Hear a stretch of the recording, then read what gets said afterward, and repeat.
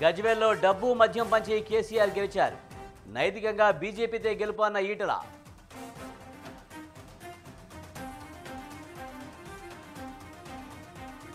Sensex 930, Nifty 256 పాయింట్లు.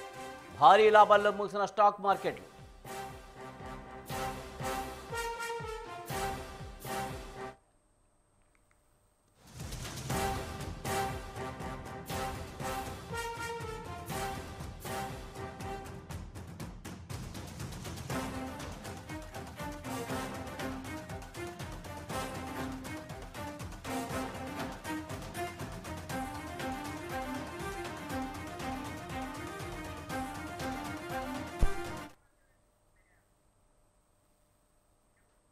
సార్వత్రిక ఎన్నికలకు సమయం దగ్గర పడుతున్న కొద్దీ బోగస్ ఓట్ల భాగోతం రాష్ట్ర ప్రజలను కలవరపెడుతుందని అన్నారు ఎంపీ విజయసాయిరెడ్డి. దీనిపై జోక్యం చేసుకోవాలని వైసీపీ నేతలు కేంద్ర ఎన్నికల సంఘానికి ఫిర్యాదు చేశారు. నకిలీ ఓట్లపై చర్యలు తీసుకోవాలని తెలిపారు. అమెరికా సర్వర్లు ఓటర్ల డేటా స్టోర్ చేస్తున్నారన్నారు. పేర్లలో ఒక అక్షరాన్ని మార్చి దొంగ ఓట్లు చేర్పిస్తున్నారని చెప్పారు. వీలైనంత త్వరగా విచారణ జరిపి చర్యలు తీసుకోవాలని కోరామని స్పష్టం చేశారు. YSR Congress party investigation initiate చేయాలి. ఈ విషయంగా తెలుగుదేశం పార్టీ మీద తగిన చర్యలు తీసుకోవాలి ఫర్ ఇల్లీగల్ యాక్షన్స్ అన్నటువంటి విషయాన్ని కూడా మేము అభ్యర్థించడం జరిగింది. ఇక రెండవ అంశం TDPmanifesto.com లో ఓటర్ ఎంటైజ్మెంట్ డేటా ఇంట్రూషన్ జరుగుతూ ఉంది. ఓటర్ ఎంటైజ్మెంట్ ఎలా జరుగుతుంది అని అంటే TDP engaged in enticement of individual voters through web application TDPmanifesto.com in violation of 123 of Representation of Peoples Act. అంటే ఇండియన్ పీనల్ కోడ్లో 170 సెక్షన్ 170 సెక్షన్ 171B 171C 417 419 అన్నిటినీ కూడా వైలేట్ చేస్తూ మోడల్ కోడ్ ఆఫ్ కండక్ట్కి వైలేషన్కి దారితీస్తుంది అన్నటువంటి అంశాన్ని మేము ఎలక్షన్ కమిషన్ దృష్టికి తీసుకురావడం జరిగింది. YSR Congress party investigation initiate చేయాలి. ఈ విషయంగా తెలుగుదేశం పార్టీ మీద తగిన చర్యలు తీసుకోవాలి. మరోవైపు టీడీపీ ఎంపీలు సైతం ఎన్నికల కమిషన్ కలిశారు. అధికార పార్టీ టీడీపీ సానుభూతి పరుల ఓట్లను తొలగిస్తుందని ఎంపీ కనకమెడల ఆరోపించారు. వైఎస్ఆర్సీపీ నాయకులు కూడా వచ్చినట్టుగా మేము గమనించాం. వాళ్ళకి కావాల్సింది ఏమిటంటే వాళ్ళు చేసే అవకతవకలు బయటికి రాకుండా ఉండటానికి దొంగ అన్నట్టుగా ముందుగానే వాళ్ళు వచ్చేసి కంప్లైంట్ ఇచ్చేసి మా మీద ఏదో చెప్పేసి వెళ్ళిపోవాలని. దుర్మార్గం ఏంటంటే, దౌర్భాగ్యం ఏంటంటే, ఆంధ్రప్రదేశ్ పట్టిన దౌర్భాగ్యం అధికారంలో ఉన్న వాళ్లే కంప్లైంట్ ఇస్తున్నారు వాళ్ళ మీదనే. అదేంటో పరిస్థితి అర్థం కావట్లేదు. అధికార యంత్రాంగం అంతా వాళ్ళ చేతుల్లో ఉంది. ఆంధ్రప్రదేశ్ లో వాళ్ళ చేతిలో అధికార యంత్రాంగాన్ని ఒకటి పెట్టుకున్నారు, ఇంకో పక్కన ప్యారలల్ యంత్రాంగాన్ని నియమించారు. వాలంటీర్లని, గృహ సారథులని ఇట్లా పేర్లతో పెట్టుకుని రాజ్యాంగేతర శక్తులుగా వాళ్ళని పెట్టి ఓటర్ వార్డుల్లోనూ డివిజన్లోనూ వాళ్ళని ఎలక్షన్ ఎన్రోల్మెంట్ కి, ఓటర్ల ఎన్యూమరేషన్ కి వాళ్ళని ప్రతినిధులుగా పెట్టి వాళ్ళని సూపర్వైజర్ చేసి రియల్ యంత్రాంగాన్ని భయభ్రాంతులను చేసి ఓటర్ల నమోదు కార్యక్రమంలో వాళ్ళ అధికారాన్ని భారీ ఎత్తున దుర్వినియోగం చేస్తున్నారు. మా ముందే వైఎస్ఆర్సీపీ నాయకులు కూడా వచ్చినట్టుగా మేము గమనించాం. వాళ్ళకి కావాల్సింది ఏమిటంటే వాళ్ళు చేసే అవకతవకలు బయటికి రాకుండా ఉండటానికి దొంగ అన్నట్టుగా ముందుగానే వాళ్ళు వచ్చేసి కంప్లైంట్ ఇచ్చేసి మా మీద ఏదో చెప్పేసి వెళ్ళిపోవాలని. దుర్మార్గం ఏంటంటే, దౌర్భాగ్యం ఏంటంటే, సార్వత్రిక ఎన్నికలకు సమయం దగ్గర పడుతున్న కొద్దీ బోగస్ ఓట్ల భాగోతం రాష్ట్ర ప్రజలను కలవరపెడుతుందని టీడీపీ అటు వైసీపీ కూడా ఎన్నికల కమిషన్కు ఫిర్యాదు చేశాయి. దీనిపై మరింత సమాచారాన్ని మా ప్రతినిధి రమేష్ అందిస్తారు. రమేష్, ఎన్నికలు దగ్గర పడుతున్న క్రమంలో అటు టీడీపీ ఇటు వైసీపీ కూడా ఎన్నికల కమిషన్కి బోగస్ ఓట్ల గురించి ఫిర్యాదు చేస్తున్నట్టు తెలుస్తుంది. ఎలా చూడాలి? విజయ్, ఏపీలో దొంగ ఓట్ల వ్యవహారంపై అధికార ప్రతిపక్ష పార్టీలు ఈరోజు కేంద్ర ఎన్నికల సంఘంతో సమావేశమయ్యాయి. ప్రధానంగా మరో 3 నెలల్లో ఎన్నికలు రానున్నటువంటి నేపథ్యంలో ఈ దొంగ ఓట్ల వ్యవహారంపై నిగ్గు తేల్చాలంటూ అధికార ప్రతిపక్ష పార్టీలు ఈ రోజు కేంద్ర ఎన్నికల సంఘాన్ని కలవడం జరిగింది. ఈ రోజు మధ్యాహ్నం అధికార వైఎస్ఆర్ కాంగ్రెస్ పార్టీకి సంబంధించిన ఎంపీలు విజయసాయిరెడ్డి ఆధ్వర్యంలో కేంద్ర ఎన్నికల సంఘంతో సమావేశమయ్యారు. ఈ సమావేశంలో ప్రధానంగా తెలుగుదేశం పార్టీ దొంగ ఓట్లను ఏ విధంగా చేర్పిస్తుంది అనే అంశానికి సంబంధించి ఫిర్యాదు చేయడం జరిగింది. అమెరికా సర్వర్లలో ఈ దొంగ ఓట్ల నమోదు ప్రక్రియను చేస్తున్నారని, ఏదైతే స్పెల్లింగ్ ఉంటుందో ఒక అక్షరం మార్చి ఆ ఓటర్లను చేర్పిస్తున్నారని కూడా ఆయన పేర్కొనడం జరిగింది. అంతేకాకుండా ఒకే పేరు మీద పలు చోట్ల ఓట్లను జాయిన్ చేపిస్తున్నటువంటి విషయాన్ని కూడా కేంద్ర ఎన్నికల సంఘం దృష్టికి తీసుకెళ్లడం జరిగింది. తమిళనాడు, అదేవిధంగా కర్ణాటక, తెలంగాణ రాష్ట్రాలకు సంబంధించి అక్కడ నివసిస్తున్న వారి పేర్లతో కూడా ఇక్కడ ఓట్లు చేర్పిస్తున్నారనే అంశాన్ని కూడా కేంద్ర ఎన్నికల సంఘం దృష్టికి తీసుకువెళ్లారు. దానికి సంబంధించిన పూర్తి సమాచారాన్ని, ఆధారాలను కూడా కేంద్ర ఎన్నికల సంఘానికి వైఎస్ఆర్ కాంగ్రెస్ పార్టీ ఎంపీలు సమర్పించినట్టు ఆ పార్టీ నేతలు చెప్తూ ఉన్నారు. మరోవైపు ప్రతిపక్ష తెలుగుదేశం పార్టీకి సంబంధించినటువంటి ఎంపీల బృందం, అదేవిధంగా బీజేపీ నేతలు కూడా కేంద్ర ఎన్నికల సంఘంతో సమావేశమయ్యారు. అధికార పార్టీ ప్రధానంగా ప్రతిపక్ష పార్టీలకు సంబంధించినటువంటి ఓట్లను తొలగిస్తుంది అనే అంశాన్ని కేంద్ర ఎన్నికల సంఘం దృష్టికి తీసుకెళ్లడం జరిగింది. అధికార పార్టీ దొంగ ఓట్లు చేర్పించడంతో పాటు ప్రతిపక్షాలను టార్గెట్ చేస్తుంది. ప్రతిపక్ష పార్టీలకు ఎవరైతే సానుభూతి పరులు ఉంటారో వారి ఓట్లను తొలగిస్తున్నారు. ఆ ఓట్లు తొలగించడం ద్వారా వచ్చే ఎన్నికల్లో తిరిగి అధికారంలోకి రావాలనే ప్రయత్నం చేస్తున్నారంటూ దీనిపైన పూర్తి స్థాయిలో సమగ్ర విచారణ జరిపించాలంటూ కూడా ప్రతిపక్ష పార్టీలకు సంబంధించిన టీడీపీ గాని బీజేపీ నేతలు కేంద్ర ఎన్నికల సంఘాన్ని కోరినట్లు తెలుస్తూ ఉంది. ఎన్నికల దగ్గర పడుతున్నటువంటి నేపథ్యంలో ఎంపీ విజయసాయిరెడ్డి అమెరికా సర్వర్లో ఓటర్ల డేటా స్టోర్ చేస్తున్నారంటూ కూడా ఆయన ఎన్నికల సంఘానికి ఫిర్యాదు చేశారన్నట్టుగా తెలుస్తుంది. అమెరికా సర్వర్లో ఓటర్ డేటా స్టోర్ చేస్తే ఇక్కడ ఓటర్ లిస్టుల్లో కనిపించే అవకాశాలు ఉందా? దీనిపై ఎన్నికల కమిషన్ ఏమన్నా వివరణ ఇచ్చిందా? అంటే ప్రధానంగా ఏపీలో ఏదైతే దొంగ ఓట్ల వ్యవహారం ఉందో దీనికి సంబంధించి అధికార ప్రతిపక్షాల మధ్య ప్రతి విమర్శలు కొనసాగుతూ ఉన్నాయి. ప్రధానంగా విదేశాల్లో ఏపీకి సంబంధించినటువంటి ఓటర్ల జాబితాను అమెరికన్ సర్వర్లలో స్టోర్ చేస్తున్నారనే అంశాన్ని కేంద్ర ఎన్నికల సంఘం దృష్టికి వైసీపీ ఎంపీ విజయసాయిరెడ్డి తీసుకెళ్లడం జరిగింది. అంతేకాకుండా విదేశాల్లో ఎవరైతే ఉన్నారో తెలుగుదేశం పార్టీకి సంబంధించిన సానుభూతి పరులు వాళ్ళు ఒకే పేరులో ఒక అక్షరం స్పెల్లింగ్ మార్చి ఈ దొంగ ఓట్లను చేర్పించే కార్యక్రమాన్ని కూడా చేస్తున్నారనే విషయాన్ని స్పష్టంగా కేంద్ర ఎన్నికల సంఘం దృష్టికి తీసుకెళ్లారు. దానికి సంబంధించినటువంటి ఆధారాలను కూడా సమర్పించడం జరిగింది. కేంద్ర ఎన్నికల సంఘం ఈ ఫిర్యాదు పైన పూర్తి స్థాయిలో విచారణ జరిపిస్తామని కూడా చెప్పినట్లు వైఎస్ఆర్ కాంగ్రెస్ పార్టీ ఎంపీలు చెప్తున్నారు. త్వరలోనే కేంద్ర ఎన్నికల సంఘానికి సంబంధించినటువంటి అధికారులు ఇక్కడికి పర్యటించి ఏపీలో ఉన్నటువంటి దొంగ ఓట్ల వ్యవహారం పైన నిగ్గు తేల్చేందుకు సిద్ధమవుతున్నట్టు కూడా తెలుస్తూ ఉంది. Right, thank you Ramesh.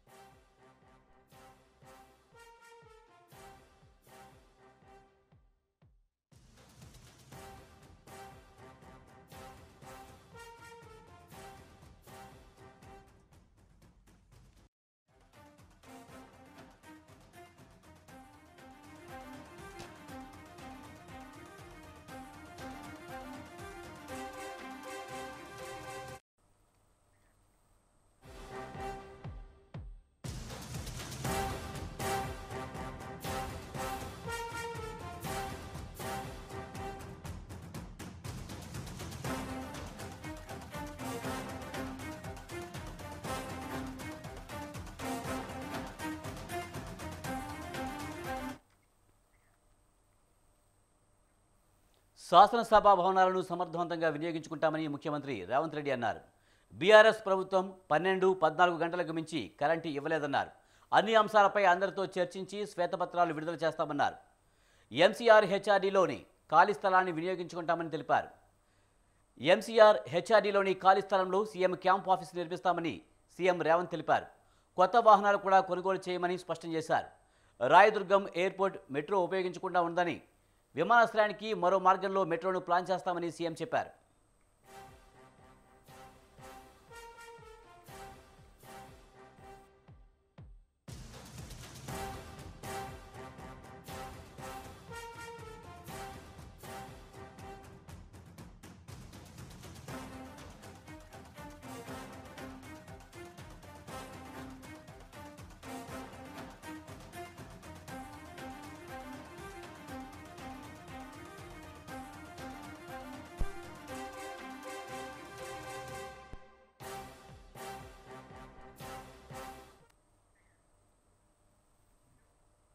శాసనసభ భవనాలను సమర్థవంతంగా వినియోగించే ఉంటామని ముఖ్యమంత్రి రేవంత్ రెడ్డి అన్నారు. బీఆర్ఎస్ ప్రభుత్వం 12-14 గంటలకు మించి కరెంటు ఇవ్వలేదన్నారు. అన్ని అంశాలపై అందరితో చర్చించి శ్వేతపత్రాలు విడుదల చేస్తామన్నారు. ఎంసీఆర్ హెచ్ఆర్డీలోని ఖాళీ స్థలాన్ని వినియోగించుకుంటామని తెలిపారు. ఇదే అంశానికి సంబంధించి మరింత సమాచారాన్ని మా ప్రతినిధి వేణు అందిస్తారు. వేణు, శాసనసభ భవనాలను సమర్థవంతంగా వినియోగించుకుంటామని రేవంత్ రెడ్డి అన్నారు. అలాగే ఎంసీఆర్ హెచ్ఆర్డీలోని ఖాళీ స్థలాలను కూడా వినియోగించుకుంటామని రేవంత్ రెడ్డి చెప్పినట్టుగా తెలుస్తుంది. పూర్తి సమాచారం ఏంటి? కేబినెట్ సమావేశం ముగిశాక ముఖ్యమంత్రి రేవంత్ రెడ్డి చిట్ చాట్ నిర్వహించడం జరిగింది. ఈ సందర్భంగా శాసనసభ భవనాలను సమర్థవంతంగా వాడుకుంటాం, ప్రస్తుతం ఉన్నటువంటి వాటిని కూలగొట్టము, ఏదైతే పార్లమెంట్ తరహాలో ప్రస్తుతం శాసనసభ అలాగే శాసన మండలిని ఒకే బిల్డింగ్ లో ఉండేలా కూడా మేము సమావేశాలను నిర్వహిస్తామని చెప్పి కూడా చెప్పడం జరిగింది. ఇక మరోవైపు ఏదైతే రాష్ట్ర వ్యాప్తంగా బీఆర్ఎస్ ప్రకటించినట్లుగా 24 గంటల కరెంటు ఇవ్వలేదు, కేవలం బీఆర్ఎస్ ప్రభుత్వం విద్యుత్ 12 నుండి 13 గంటలు మాత్రమే ఇచ్చింది అని చెప్పి కూడా ఈ సందర్భంగా చెప్పారు. ఏదైతే అన్ని డిపార్ట్మెంట్లలో గత 9.5 ఏళ్లుగా చేసినటువంటి ఖర్చు, ఆదాయము అన్ని అంశాలపై అందరితో చర్చించి సమయం వచ్చినప్పుడు ఆ శ్వేతపత్రాలు విడుదల చేస్తామని చెప్పి కూడా చెప్పడం జరిగింది. ఇక ముఖ్యంగా ఏదైతే ప్రస్తుతం ఉన్నటువంటి శాసనసభ సమావేశాలకు సంబంధించి రేపు బీఏసీ సమావేశం ఉంటుంది. ఈ సమావేశం అనంతరం శాసనసభ సమావేశాలు నిర్ణయం తీసుకుంటామని చెప్పి చెప్పారు. ఇక మరోవైపు కొత్త వాహనాలు కొనుగోలు చేసే ప్రసక్తే లేదని కూడా ఈ సందర్భంగా చెప్పారు. ఇక మరోవైపు ప్రస్తుతం ఉన్నటువంటి ప్రజాభవన్ లో ఉన్న ఆఫీస్ కార్యాలయాన్ని ఉపయోగించుకుంటారు. త్వరలోనే ఏదైతే ఎంపీహెచ్ఆర్టీలో ఖాళీగా ఉన్న స్థలంలో క్యాంప్ ఆఫీస్ నిర్మాణం చేస్తామని కూడా చెప్పడం జరిగింది. ఇక ప్రజాభవన్ లో ఇంకో బిల్డింగ్ ఉంది, అది ఇంకో మంత్రి కూడా కేటాయిస్తాము అని చెప్పి కూడా ఈ సందర్భంగా వెల్లడించారు.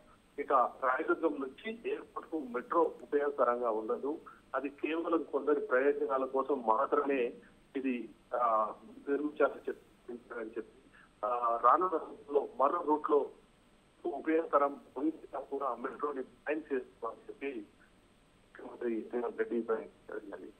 Right, thank you Venu.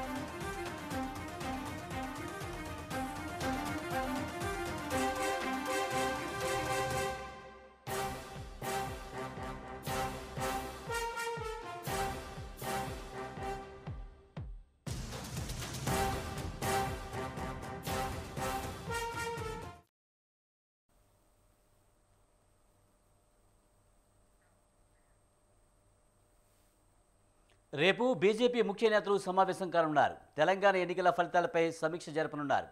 అసెంబ్లీలో బీజేపీ పక్షనేత ఎంపికపై చర్చించనున్నారు. పార్లమెంటు ఎన్నికలు సమీపిస్తుండటంతో కేంద్ర ప్రభుత్వ పథకాలను ప్రజల్లోకి విస్తృతంగా తీసుకువెళ్లేందుకు ప్రణాళికలు రూపొందించనున్నారు. వికసిత భారత్ పేరుతో కేంద్ర ప్రభుత్వ పథకాలను అన్ని గ్రామాల్లోకి తీసుకువెళ్లేందుకు ప్రణాళిక రూపొందించనున్నారు.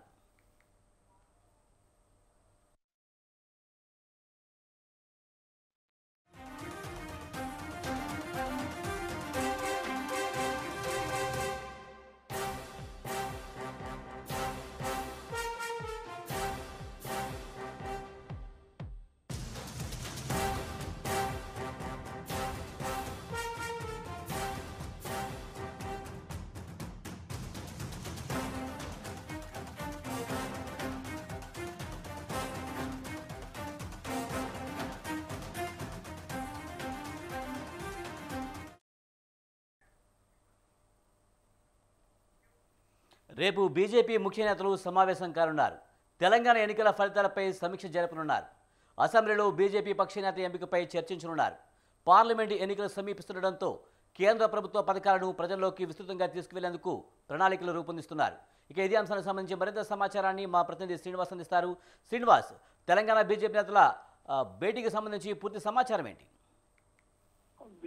తెలంగాణ ఎన్నికల తర్వాత మొదటిసారిగా బీజేపీ రాష్ట్ర కార్యాలయంలో ముఖ్య నేతల సమావేశం జరుగుతుంది. ఈ సమావేశానికి రాష్ట్ర బీజేపీ ఇన్ఛార్జి తరుణ్ చుగ్, అదేవిధంగా సునీల్ బన్సాలి, కేంద్ర మంత్రి కిషన్ రెడ్డితో పాటు పార్లమెంట్ సభ్యుడు డాక్టర్ లక్ష్మణ్ ఆధ్వర్యంలో జిల్లా అధ్యక్షులు ఇన్ఛార్జీల సమావేశం జరుగుతుంది. ఈ సమావేశంలో తెలంగాణ ఫలితాల మీద సమీక్షించడంతో పాటు బీజేపీ పక్ష నేత ఎవరు ఉండాలన్నటువంటి విషయం మీద కూడా చర్చించాలన్నారు. అదేవిధంగా ప్రధానంగా పార్లమెంటులో బీజేపీ గెలుపు కోసం ఏ విధంగా ప్రజల్లోకి వెళ్లాలన్నటువంటి కార్యాచరణను కూడా రూపొందించనున్నారు. ముఖ్యంగా వికసిత్ భారత్ పేరుతో ప్రతి గ్రామంలో బీజేపీ కేంద్ర ప్రభుత్వం చేపడుతున్నటువంటి సంక్షేమ పథకాలను తీసుకువెళ్లడంతో పాటు ప్రజల్లో విస్తృత స్థాయి ప్రచారం చేయాలన్నటువంటి లక్ష్యంగా ఈ సమావేశం ఏర్పాటు చేశారు. అదే విధంగా కేంద్ర ప్రభుత్వం అమలు చేస్తున్నటువంటి విశ్వకర్మ పథకంలో లబ్ధిదారులను పెద్ద సంఖ్యలో చేర్పించడంతో పాటు వాళ్లకు ఈ విశ్వకర్మ యొక్క పథకాలను అందేలా చూడవలసిన బాధ్యత స్థానిక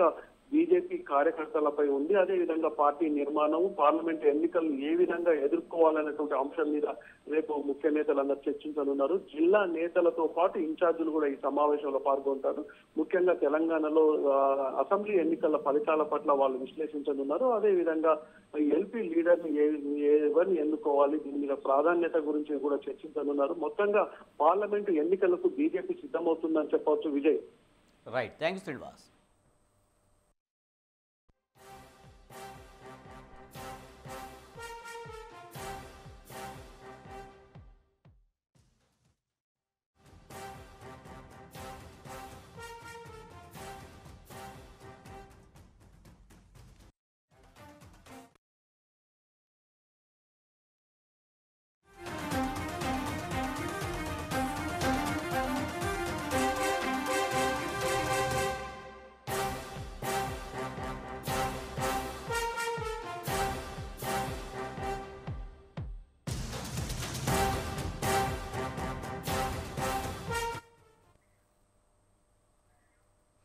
గజ్వేల్లో డబ్బు మద్యం పంపిణీ చేసి కేసీఆర్ గెలిచారని మాజీ ఎమ్మెల్యే ఈటెల రాజేందర్ అన్నారు.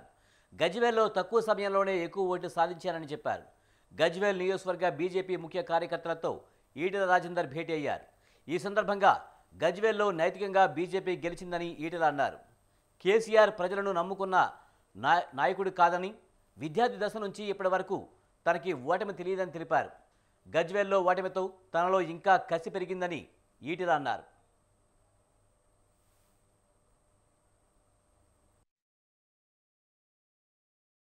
రేపటి ఎన్నికల సందర్భంలో అన్ని గ్రామాలకు వచ్చే భాగ్యం దక్కలే. కొన్ని గ్రామాలు మిస్ అయిపోయినాయి. అయినప్పటికీ కూడా అతి తక్కువ కాలంలో అధికార పార్టీకి ముచ్చెమటలు పుట్టించి కేసీఆర్ గెలుతాడా ఓడతాడటువంటి చర్చ పుట్టించి 67,000 ఓట్లు సాధించి ఒక అజేయమైన శక్తిగా ఎదగడానికి తోడ్పడింది కార్యకర్తలందరికీ ధన్యవాదాలు. ఈ మెదక్ జిల్లాల బీజేపీ ఎక్కడిదని అహంకారం మాటలు మాట్లాడిన కేసీఆర్ కు ప్రతి బూతులో బీజేపీ ఉందని చెప్పి, ప్రతి ఊర్లో బీజేపీ ఉందని చెప్పి వాళ్ళ బెదిరింపులకు, వాళ్ళ కేసులకు, వాళ్ళ ప్రలోభాలకు ఎదురొడ్డి ఎన్ని డబ్బులు పంచినా బూతుకు 30 కట్టల మంది ఇచ్చిన అవన్నిటి తొక్కి పడేసి మేమున్నాం, మేము వెంట మీ ప్రజలకు విశ్వాసం కలిగించి ఇంత గొప్ప విజయాన్ని చేకూర్చినట్టుగా నేను భావిస్తా ఉన్నాను. ఈ ఓటమి, ఈ సాధించిన అతి ఎక్కువ ఓట్లు రేపటి గెలుపుకు పునాది వేసిన విషయం మర్చిపోయింది. ఎన్నికల సందర్భంలో అన్ని గ్రామాలకు వచ్చే భాగ్యం దక్కలే. కొన్ని గ్రామాలు మిస్ అయిపోయినాయి. అయినప్పటికీ కూడా అతి తక్కువ కాలంలో అధికార పార్టీకి ముచ్చెమటలు పుట్టించి కేసీఆర్ గెలుతాడా ఓడతాడటువంటి చర్చ పుట్టించి 67,000 ఓట్లు సాధించి ఒక అజేయమైన శక్తిగా ఎదగడానికి తోడ్పడింది కార్యకర్తలందరికీ ధన్యవాదాలు. ఈ మెదక్ జిల్లాల బీజేపీ ఎక్కడిదని అహంకారం మాటలు మాట్లాడిన కేసీఆర్ కు ప్రతి బూతులో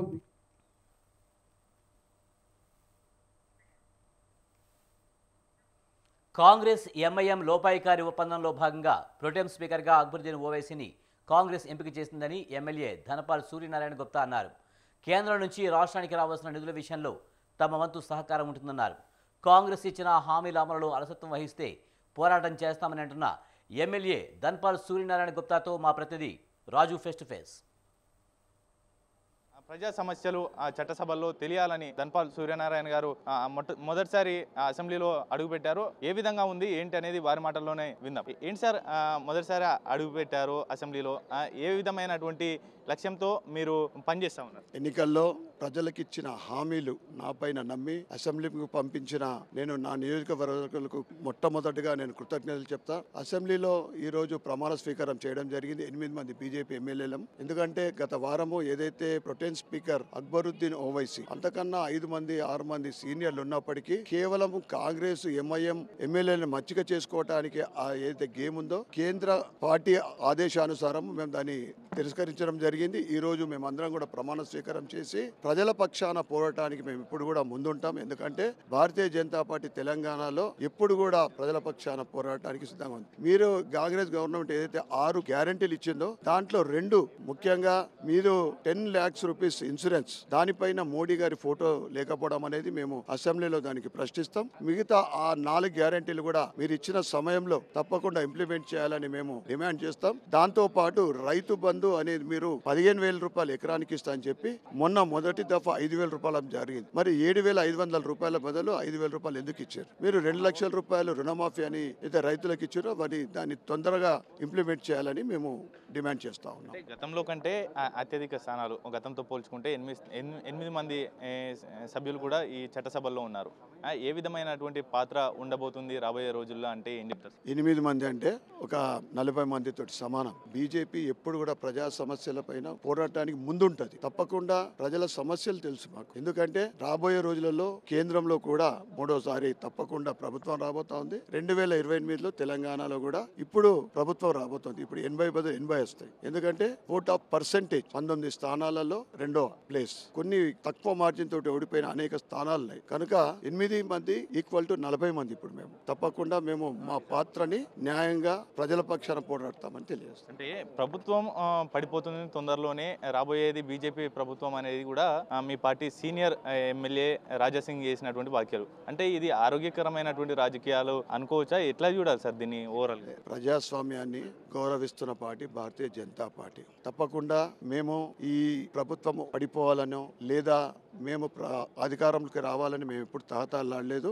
తప్పకుండా కాంగ్రెస్ పార్టీ ఇచ్చిన హామీలని అమలు పరచాలని మేము పోరాటం చేస్తాం. రాష్ట్ర ప్రభుత్వానికి కేంద్రం నుంచి రావాల్సినటువంటి నిధుల్లో మీ వంతు సహకారం ఏ విధంగా ఉండబోతుంది సార్? తప్పకుండా రాష్ట్ర ప్రభుత్వం నుంచి వచ్చిన నిధులు తప్పకుండా నియోజకవర్గానికి వచ్చేటట్లు నేను నా వంతు కృషి చేస్తా. 15th ఫైనాన్స్ నుంచి కానీ లేదా ఇతర ఫండ్స్ స్పెషల్ ఫండ్ ఏదైతే స్కీమ్లది ఉందో కేంద్ర ప్రభుత్వం నుంచి నా నియోజకవర్గానికి రావడానికి నేను నా వంతు కృషి చేస్తాను. మీ నియోజకవర్గ అభివృద్ధికి సంబంధించి ఎటువంటి ఎజెండాతో ముందరికి వెళ్తావు? అసలు నియోజకవర్గంలో అన్ని సమస్యలు నిలమే. కనీసము మౌలిక సదుపాయాలు లేని నియోజకవర్గం మాది. ముఖ్యంగా పేదలకు మధ్యతరగతులకు కావాల్సిన విద్యా వైద్యం, దాంతో పాటు ఆవాస్ యోజన, ఈ పేదలకు కావాల్సింది అక్కడ శూన్యం. దాంతో పాటు నగర అభివృద్ధిలో అనేక సమస్యలు, వాటిపైన నేను పోరాటానికి సిద్ధంగా ఉన్నా. ఎలక్షన్ క్యాంపెయిన్ లో కూడా నేను ఇచ్చిన హామీలకు నమ్మి ప్రజలు నాకు ఓటేసారు. వాళ్ళ నమ్మకాన్ని నేను తప్పకుండా రాబోయే 5 సంవత్సరాలు నేను వాళ్ళకు సేవకుడిగా పనిచేసి వాళ్ళ రుణాన్ని తీర్చుకుంటానని తెలియజేస్తాను. Thank you so much sir. ఇది అసెంబ్లీలో ఇన్ని 3 రోజుల పాటు ప్రమాణ స్వీకారం చేయకుండా ఉన్నది కేవలం అంటే అటు కాంగ్రెస్ పార్టీ ఎంఐఎం లోపాయకార ఒప్పందంలో భాగంగానే ఇది జరిగింది.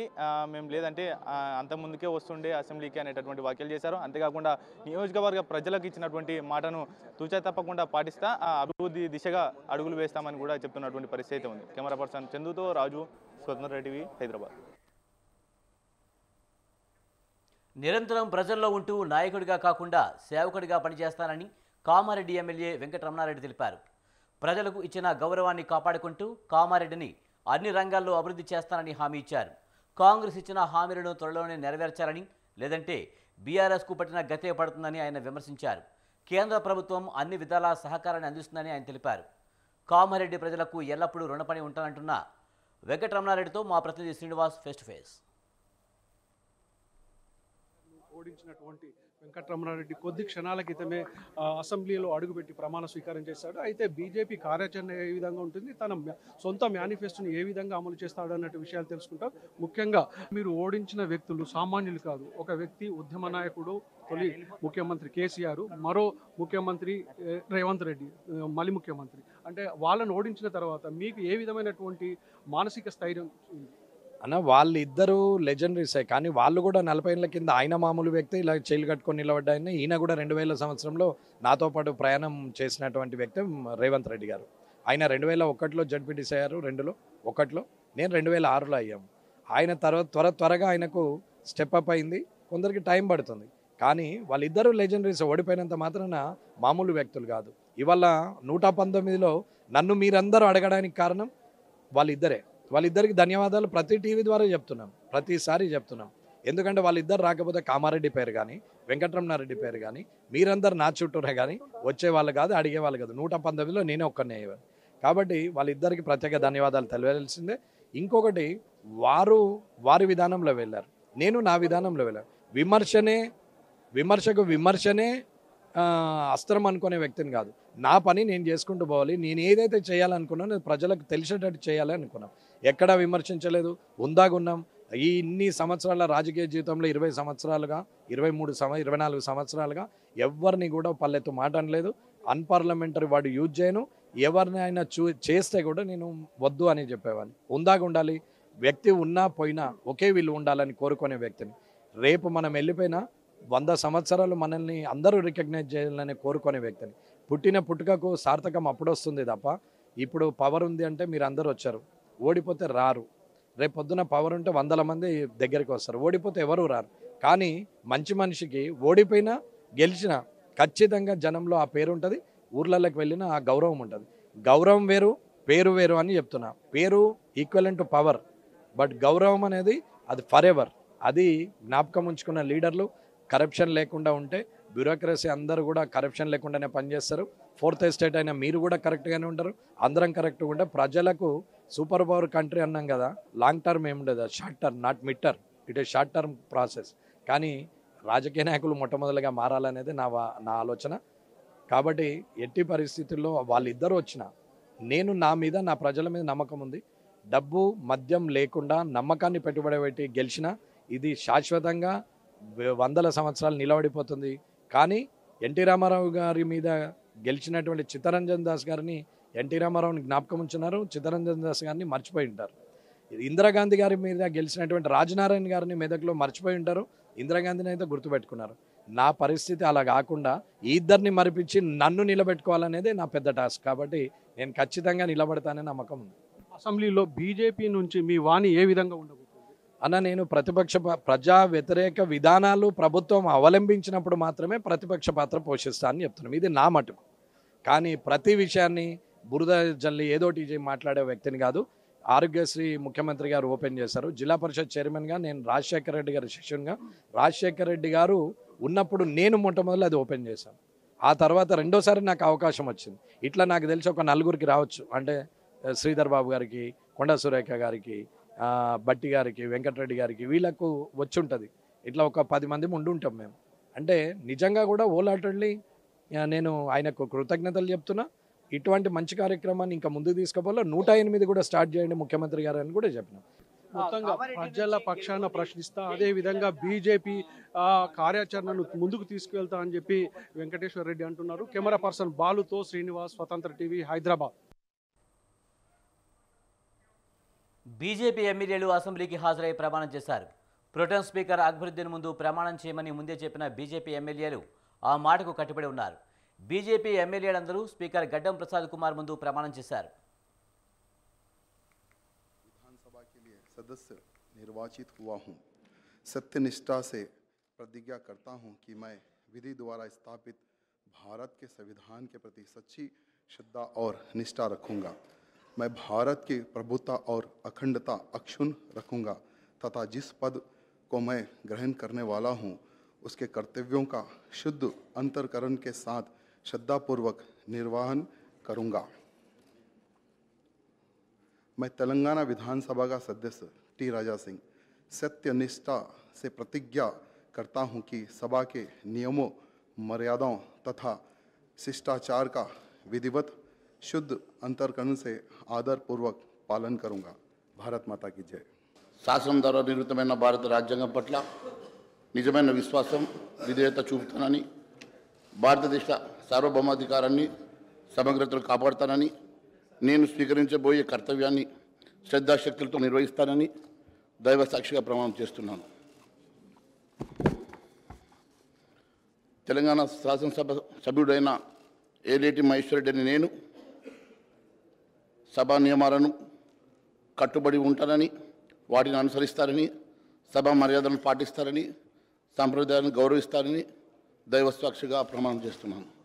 పల్లి వెంకటరమణారెడ్డి అనే నేను శాసనసభ సభ్యునిగా ఎన్నిక అయినందున శాసనం ద్వారా నిర్మితమైన భారత రాజ్యాంగం పట్ల నిజమైన విశ్వాసం, విధేయత చూపుతానని, భారతదేశ సార్వభౌమాధికారాన్ని, సమగ్రతను కాపాడుతానని, నేను స్వీకరించబోయే కర్తవ్యాన్ని శ్రద్ధాసక్తులతో నిర్వహిస్తానని దైవసాక్షిగా ప్రమాణం చేస్తున్నాను. పైడి రాకేష్ రెడ్డి అనే నేను శాసనసభ సభ్యునిగా ఎన్నికైనందున శాసనం ద్వారా నిర్మితమైన భారత రాజ్యాంగం పట్ల నిజమైన విశ్వాసం, విధేయత చూపుతానని, భారతదేశ సార్వభౌమాధికారాన్ని, సమగ్రతను కాపాడుతానని, నేను స్వీకరించబోయే కర్తవ్యాన్ని శ్రద్ధాసక్తులతో నిర్వహిస్తానని దైవ సాక్షిగా ప్రమాణం చేస్తున్నాను. వై హరీష్ బాబు అనే నేను శాసనసభ సభ్యునిగా ఎన్నికైనందున శాసనం ద్వారా నిర్మితమైన భారత రాజ్యాంగం పట్ల నిజమైన విశ్వాసం, విధేయత చూపుతానని, భారతదేశ సార్వభౌమాధికారాన్ని, సమగ్రతను కాపాడుతానని, నేను స్వీకరించబోయే కర్తవ్యాన్ని శ్రద్ధాసక్తులతో నిర్వహిస్తానని దైవ సాక్షిగా ప్రమాణం చేస్తున్నాను.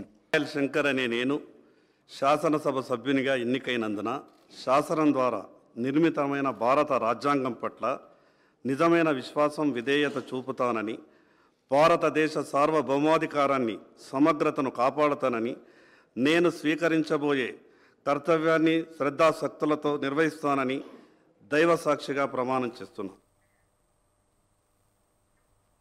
కాంగ్రెస్ ఇచ్చిన హామీలు నెరవేర్చారని, హామీలు అమలు జరిగే వరకు ప్రజల పక్షాన నిలబడతానని బీజేపీ ఎమ్మెల్యేలు అన్నారు. ప్రగతి భవన్ను స్టడీ సర్కిల్గా మారుస్తామని హామీ ఇచ్చి మరిచారన్నారు. రైతు బంధులో కోత విధించడం సరైంది కాదన్నారు. కాంగ్రెస్ 6 గ్యారెంటీలతో అధికారంలోకి వచ్చిందని ఎమ్మెల్యే రాజాసింగ్ అన్నారు. రాష్ట్రాన్ని మాజీ ముఖ్యమంత్రి కేసీఆర్ అప్పులు పాలు చేసి వెళ్లిపోయారన్నారు. ఇచ్చిన గ్యారెంటీలను కాంగ్రెస్ పార్టీ ఏ విధంగా అమలు చేస్తుందని ప్రశ్నించారు.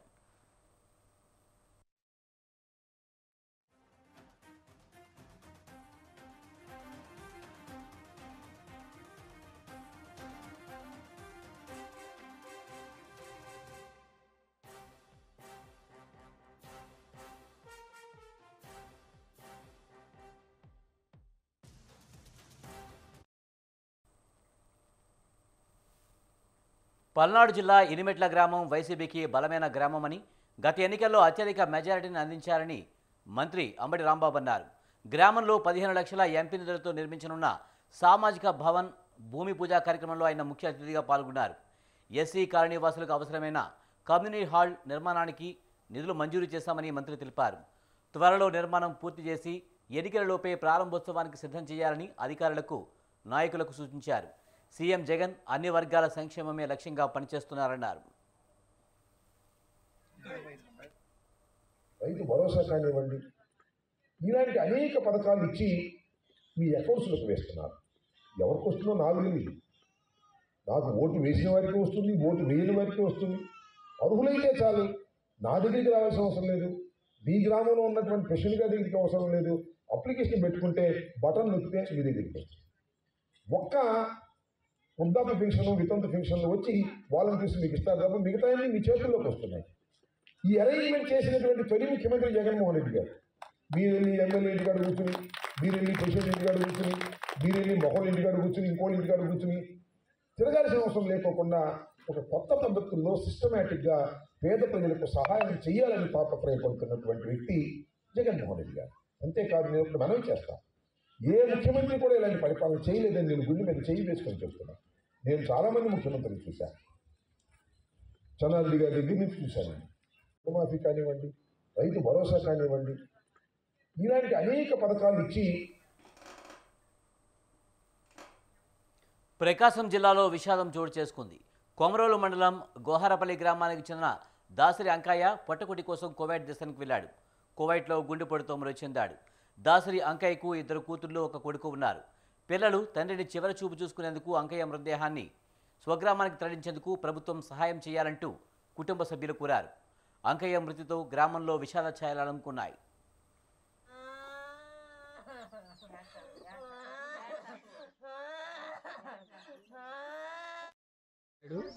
మాది ప్రకాశం జిల్లా కొమరోలు మండలం గోహరపల్లి గ్రామం. మా దాసరి అంకయ్య మా మామ కోవిడ్లో చనిపోయాడు. ఆయన ఆర్థిక ఇబ్బందుల వల్ల కోవిడ్ వెళ్ళి గత 2 సంవత్సరాలు చేసి ఇంటికి వచ్చి తర్వాత మళ్ళా గట్సక మళ్ళా కోవిడ్ వెళ్ళాడు. అక్కడ గుండెపోటుతో మరణించడం వల్ల ఆ మృతదేహాన్ని ఇక్కడికి తెచ్చుకోవడానికి మా దగ్గర సోమతి లేదు. ఆ మృతదేహాన్ని వచ్చేటట్టు ప్రభుత్వం కోరవలసిందిగా కోరుచున్నాము. వాళ్ళకు 3 పిల్లలు ఉన్నారు, 2 ఆడపిల్లలు, 1 అబ్బాయి చిన్న పిల్లవాడు. అతని పిల్లల కోసము కోవిడ్ వెళ్ళి అక్కడ చనిపోవడం వల్ల అక్కడికి శవం రావడానికి ఇబ్బందులు అవుతుంది. ఆ శవాన్ని వచ్చేటట్టు మీరు గవర్నమెంట్ కోరవలసిందిగా కోరుచున్నాము. పిల్లలు